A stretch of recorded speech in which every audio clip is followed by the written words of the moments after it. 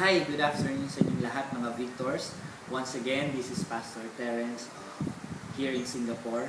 So, nagpapasalamat ako dahil minsan pabinigyan niyo ko ng chance to be part of your activity entitled Starting Your Future Today. And sabi nga ganun sa Bible, sa Jeremiah chapter 29 verse 11, God has a good plan for you, says the Lord, plans to prosper you and not to harm you, plans to give you hope and a future.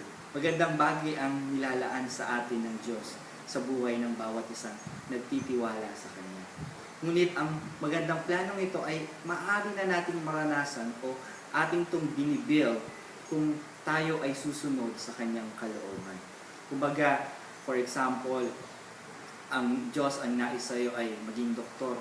Ngunit kung hindi ka mag-aaral ng doktor, hindi ka magiging doktor.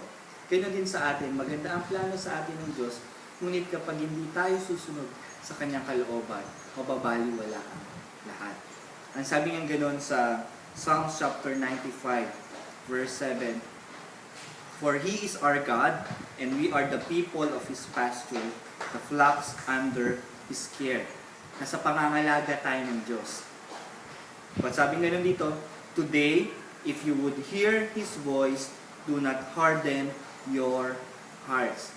So ngayon daw, kapag narinig daw natin ang salita ng Diyos, huwag na natin patigasin ang ating mga puso.